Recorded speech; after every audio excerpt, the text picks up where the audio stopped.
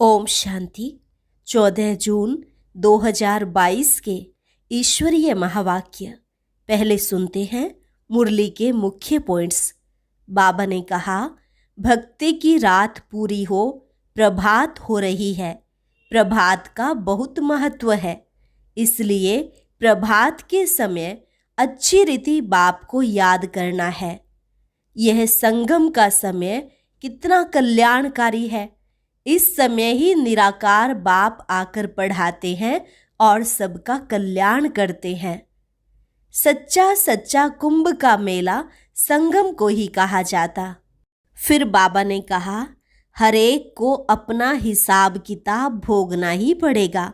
बीमारी आदि भी जरूर आएगी, लेकिन भोगना भी खुशी से भोगनी है। कभी आश्चर्य नहीं खाना चाहिए कि ईश्वरीय संतान को यह भोगना क्यों आई। इस जन्म में किए हुए सारे पाप बाप को सुनाने हैं। जब अपना पूरा पोता मेल बाबा को सुनाएंगे तभी तो बाप राय देंगे। नहीं बताने से पाप अंदर वृद्धि को पाते रहेंगे। जो सर्विस बहुत करेंगे जरूर वह उच्च नंबर में जाएंगे। अब तुम्हें श्रीमत पर अपने कुल का उद्धार करना है, सारे कुल को पावन बनाना है। तुम सल्वेशन आर्मी हो, तुम्हें सबको सल्वेज करना है। हर जन्म ड्रामानुसार कुछ न कुछ कला कम होती जाती है, लेकिन अभी है चढ़ने की बारी। जो अच्छी रीति श्रीमत पर चलेंगे वह उच्च पद पाएंगे।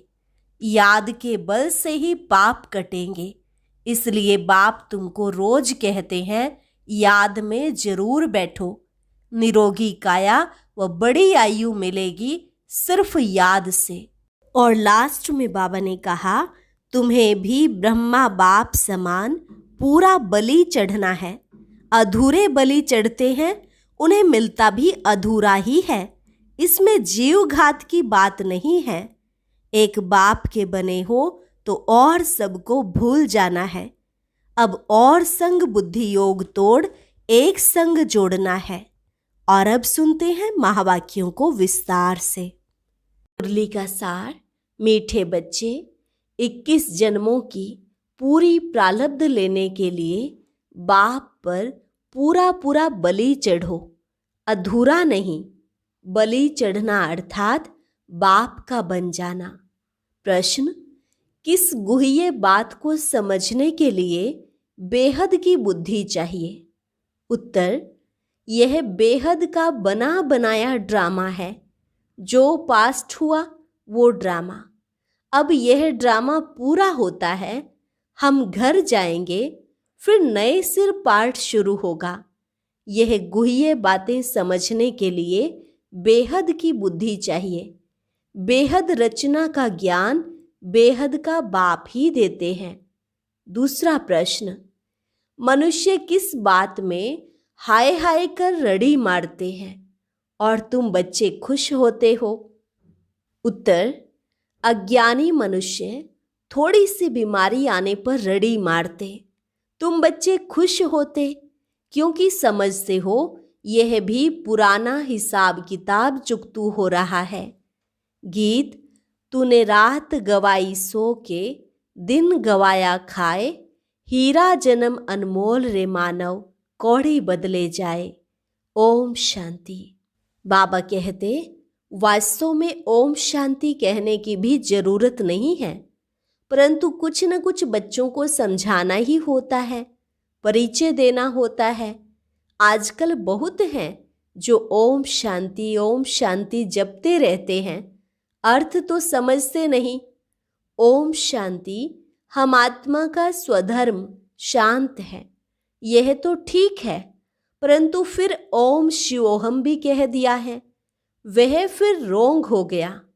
वास्तव में इन गीतों आदि की भी जरूरत नहीं है।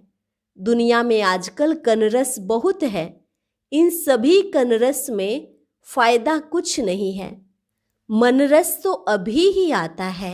एक बात का बाप बच्चों को सम्मुख बैठ समझाते हैं, कहते हैं तुमने भक्ति तो बहुत की, अब भक्ति की रात पूरी हो प्रभात हो रही है। प्रभात का बहुत महत्व है। प्रभात के समय बाप को याद करना है।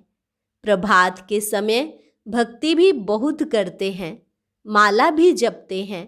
यह भक्ति मार्ग की रस्म चली आती है। बाप कहते हैं, बच्चे, यह नाटक पूरा होता है, फिर चक्र रिपीट होता है। वहां तो भक्ति की दरकार नहीं। खुद ही कहते हैं, भक्ति के बाद भगवान मिलता है। भगवान को याद करते हैं क्योंकि दुखी हैं। जब कोई आफत आती है, वो बीमार पड़ते हैं, तो भगवान को याद करते हैं। भक्त ही भगवान को याद करते हैं। सतयुग त्रेता में भक्ति होती नहीं, नहीं तो सारा भक्ति कल्ट हो जाए। भक्ति, ज्ञान और बाद में है वैराग्य। भक्ति के बाद फिर है दिन। दिन कहा जाता है नई दुनिया को। भक्ति, ज्ञान, वैराग्य अक्षर ठीक है। वैराग्य किसका? पुरानी दुनिया, पुराने संबंध आदि से वैराग्य। चाहते हैं हम मुक्ति धाम में बाबा के पास जावें। भक्ति के बाद हमको भगवान जरूर मिलना है। भक्तों को ही भगवान बाप मिलता है। भक्तों को सद्गति देना भगवान का ही काम है। और कुछ करना नहीं है, सिर्फ बाप को पहचानना है। बाप है इस मनुष्य सृष्टि झाड़ का बीज। इसको उल्टा झाड़ कहते हैं। बीज से झाड़ कैसे निकलता है, यह तो बड़ा सहज है। अभी तुम जानते हो, यह वेद शास्त्र ग्रंथ आदि पढ़ना, जप तप करना, यह सब भक्ति मार्ग है। यह कोई भगवान को पाने का सच्चा मार्ग नहीं है। सच्चा मार्ग तो भगवान ही दिखलाते हैं, मुक्ति, जीवन मुक्ति का। तुम जानते हो, अब ड्रामा पूरा होता है। जो पास्ट हुआ सो ड्रामा। इसे समझने में बड़ी बेहद की बुद्धि चाहिए। बेहद का मालिक ही सारे सृष्टि के आदि मध्य अंत का बेहद का ज्ञान देते हैं। उसको कहा जाता है ज्ञानेश्वर, रचयिता। ज्ञानेश्वर अर्थात ईश्वर में ज्ञान है। इसको कहते हैं रूहानी spiritual knowledge, God fatherly knowledge. तुम भी गॉड फादरली स्टूडेंट बने हो। बरोबर भगवानुवाच तुमको राजयोग सिखलाता हूँ, तो भगवान टीचर भी ठहरा। तुम स्टूडेंट भी हो, बच्चे भी हो। बच्चों को दादे से वर्षा मिलता है, यह तो बड़ी सहज बात है। बच्चा अगर लायक नहीं है तो बाप लात मारकर निकाल देते हैं। धंधे आदि में जो अच्छे मददगार होते हैं, उनका ही हिस्सा लगता है। तो तुम बच्चों को भी दादे की मिल्कियत पर हक है। वह है निराकार। बच्चे जानते हैं हम अपने दादे से वर्षा ले रहे हैं, वही स्वर्ग की स्थापना करते हैं। नॉलेजफुल है। ब्रह्मा विष्णु शंकर को पतित पावन नहीं कहेंगे, वह तो देवताएं हैं। उनको सद्गति दाता नहीं कहेंगे, वह एक ही है। याद भी सभी एक को ही करते हैं। बाप का पता ना होने कारण कह देते हैं कि सब में परमात्मा है। अगर कोई को साक्षात्कार हो जाता है तो समझते हैं हनुमान ने दर्शन कराया। भगवान तो सर्वव्यापी है। कोई भी चीज में भावना रखो तो साक्षात्कार हो जाता है। यहाँ तो पढ़ाई की बात है। बाप कहते हैं मैं बच्चों को आकर पढ़ाता हूँ। तुम देखते भी हो कैसे पढ़ाते हैं। जैसे और टीचर होते हैं, बिल्कुल साधारण रीति बैठ पढ़ाते हैं। बैरिस्टर होगा तो आप समान बैरिस्टर बनाएगा। यह तो तुम ही जानते हो कि इस भारत को स्वर्ग किसने बनाया, और भारत में रहने वाले सूर्यवंशी देवी देवताएं कहाँ से आए, मनुष्यों को बिल्कुल पता नहीं है। अभी है संगम, तुम संगम पर खड़े हो, दूसरा कोई संगम पर नहीं है। यह संगम का मेला देखो कैसा है। बच्चे आए हैं बाप से मिलने। यह मेला ही कल्याणकारी है। बाकी और जो भी कुंभ के मेले आदि लगते हैं उनसे कोई प्राप्ति नहीं। सच्चा सच्चा कुंभ का मेला कहा जाता है संगम को। गाते हैं आत्मा परमात्मा अलग रहे बहुकाल। फिर सुंदर सुहावना मेला कर दिया है। यह समय कितना अच्छा है। यह संगम का समय कितना कल्याणकारी है, क्योंकि इस समय ही सबका कल्याण होता है। बाप आकर सबको पढ़ाते हैं। वह है निराकार स्टार। लिंग रूप रखा है समझाने के लिए। बिंदी रखने से कुछ समझ ना सके। तुम समझा सकते हो आत्मा एक स्टार है, बाप भी स्टार है। जैसे आत्मा वैसे परमपिता परमात्मा। फर्क नहीं है। तुम्हारी आत्माएं भी नंबरवार हैं। कोई की बुद्धि में कितनी नॉलेज भरी हुई है, कोई की बुद्धि में कितनी। अभी तुम समझते हो हम आत्माएं कैसे 84 जन्म भोगते हैं। हर एक को अपना हिसाब किताब भोगना ही पड़ेगा। कोई बीमार पड़ते हैं, हिसाब चुकतू करना है। ऐसे नहीं ईश्वरीय संतान को यह भोगना क्यों होती है। बाप ने समझाया है बच्चे, जन्म जन्मांतर के पाप हैं। भले कुमारी है, कुमारी से क्या पाप हुआ होगा, परंतु यह तो अनेक जन्मों का हिसाब किताब चुकतू होना है ना। बाबा ने समझाया है इस जन्म में भी किए हुए पाप अगर सुनाएंगे नहीं तो अंदर वृद्धि को पाते रहेंगे। बतला देने से फिर वह वृद्धि नहीं होगी। सबसे नंबर 1 भारत पावन था, अब भारत सबसे पतित है, तो उन्हों को मेहनत भी जास्ती करनी पड़ती है। जो सर्विस बहुत करते हैं समझ सकते हैं हम उच्च नंबर में जाऊंगा। कुछ हिसाब किताब रहा हुआ होगा तो भोगना पड़ेगा। वह भोगना भी खुशी से भोगी जाती है। अज्ञानी मनुष्यों को तो कुछ होता है तो एकदम हाय हाय कर रड़ी मारने लग पड़ते हैं। यहाँ तो खुशी से भोगना है। हम ही पावन थे, फिर हम ही सबसे पतित बनते हैं। यह चोला पार्ट बजाने के लिए हमको ऐसा मिला है। अभी बुद्धि में आया है हम सबसे जास्ती पतित बने हैं। बड़ी मेहनत करनी पड़ती है। आश्चर्य नहीं खाना चाहिए कि फलाने को यह बीमारी क्यों। अरे देखो कृष्ण का भी नाम गाया हुआ है, सांवरा गोरा। चित्र बनाने वाले तो समझते नहीं, वह तो राधे को गोरा कृष्ण को सांवरा दिखाते हैं। समझते हैं राधे कुमारी है तो उनका मान रखते हैं। समझते हैं वह कैसे काली होगी। इन बातों को तुम समझते हो। जो देवता कुल के थे वह अब अपने को हिंदू धर्म के समझ रहे हैं। तुम श्रीमत पर अपने कुल का उद्धार करते हो। सारे कुल को पावन बनाना है, सैल्वेज कर ऊपर ले आना है। तुम सैल्वेशन आर्मी हो ना। बाप ही दुर्गति से निकाल सदगति करते हैं। वही क्रिएटर डायरेक्टर मुख्य एक्टर गाया हुआ है। एक्टर कैसे है? पतित पावन बाप आकर पतित दुनिया में सभी को पावन बनाते हैं तो मुख्य हुआ ना। ब्रह्मा विष्णु शंकर को कोई करण करावनहार नहीं कहेंगे। अभी तुम अनुभव से कह सकते हो बाबा जिसको करण करावनहार कहते हैं वह इस समय पार्ट बजाते हैं। वह पार्ट बजाएंगे भी संगम पर। उनको कोई जानते नहीं। मनुष्य 16 कला से फिर नीचे गिरते हैं। आहिस्ते आहिस्ते कला कम होती जाती है। हर जन्म में कुछ न कुछ कला कम होती है। सतयुग में 8 जन्म लेने पड़ते हैं। एक एक जन्म ड्रामानुसार कुछ न कुछ कला कम होती है। अभी है चढ़ने की बारी। जब पूरे चढ़ जाएंगे फिर धीरे धीरे उतरेंगे। बच्चे जानते हैं अभी यह राजधानी स्थापन हो रही है।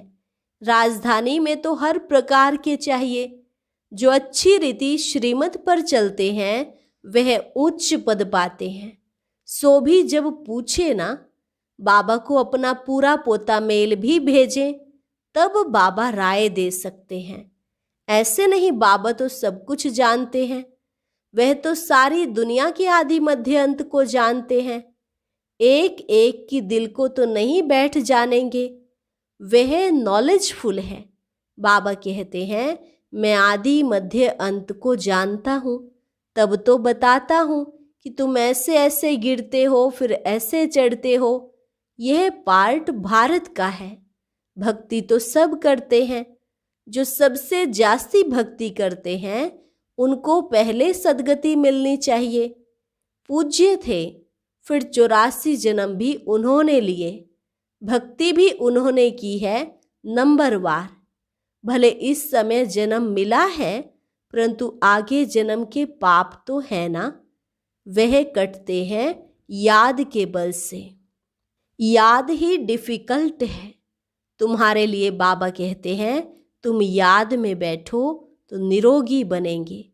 बाबा से वर्षा मिलता है सुख, शांति, पवित्रता का। निरोगी काया या बड़ी आयु भी मिलती है सिर्फ याद से। नॉलेज से तुम त्रिकालदर्शी बनते हो। त्रिकालदर्शी का अर्थ भी कोई नहीं जानते। रिद्धि सिद्धि वाले भी बहुत होते हैं। यहाँ बैठे भी लंदन की पार्लियामेंट आदि देखते रहेंगे, परंतु इस रिद्धि सिद्धि से फायदा कुछ भी नहीं।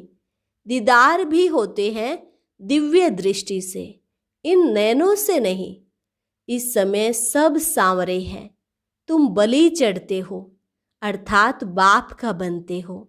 बाबा भी बलि चढ़ा पूरा। जो अधूरे बलि चढ़ते हैं तो मिलता भी अधूरा है। बाबा भी बलि चढ़ा ना, जो कुछ था बलि चढ़ा दिया। जो इतने सब बलि चढ़ते हैं उनको 21 जन्मों के लिए प्राप्ति होती है। इसमें जीवघात की बात नहीं। जीवघाती को महापापी कहा जाता है। आत्मा अपने शरीर का घात करे, यह तो अच्छा नहीं है। मनुष्य दूसरे का गला काट लेते हैं, ये अपना काट लेते हैं। इसलिए जीवघाती महापापी कहा जाता है। बाप मीठे मीठे बच्चों को कितना अच्छी रीति समझाते हैं। तुम जानते हो, कल्प कल्प कल्प के संगम युगे इस कुंभ के मेले में आते हैं। ये वही मात पिता है। कहते हैं, बाबा आप ही हमारे सब कुछ हो। बाबा भी कहते हैं, हे बच्चे तुम आत्माएं हमारे हो। तुम बच्चे जानते हो शिव बाबा आया हुआ है कल्प पहले मुआफिक। जिन्होंने पूरे 84 जन्म लिए हैं उन्हों को श्रृंगार कर रहे हैं। तुम्हारी आत्मा जानती है बाबा नॉलेजफुल पतित पावन है। वह हमको अभी सारी नॉलेज देते हैं। वही ज्ञान का सागर है। इसमें शास्त्रों की कोई बात नहीं। यहाँ तो देह सहित सब कुछ भूल अपने को आत्मा समझना है। एक बाप के बने हो तो और सब भूल जाना है। और संग बुद्धि योग तोड़ एक संग जोड़ना है। गाते भी हैं, हम तुम्हारे संग ही जोड़ेंगे। बाबा हम पूरे बलिहार जाएंगे। बाप भी कहते हैं, हम तुम्हारे पर बलिहार जाते हैं। मीठे बच्चे, सारे विश्व की राजाई का तुमको मालिक बनाता हूँ। मैं तो निष्कामी हूँ। मनुष्य भले कहते हैं निष्काम सेवा करते हैं, परंतु फल तो मिलता है ना। बाप निष्काम सेवा करते हैं, यह भी तुम जानते हो।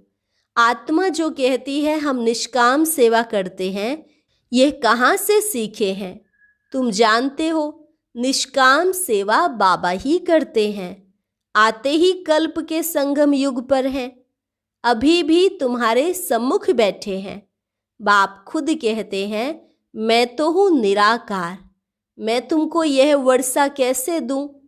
सृष्टि के आदि मध्य अंत का ज्ञान कैसे सुनाऊं? इसमें प्रेरणा की बात ही नहीं।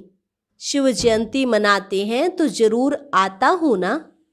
मैं आता हूं भारत में, भारत की महिमा सुनाते हैं। भारत तो बिल्कुल महान पवित्र था, अब फिर से बन रहा है। बाप का कितना बच्चों पर लव है।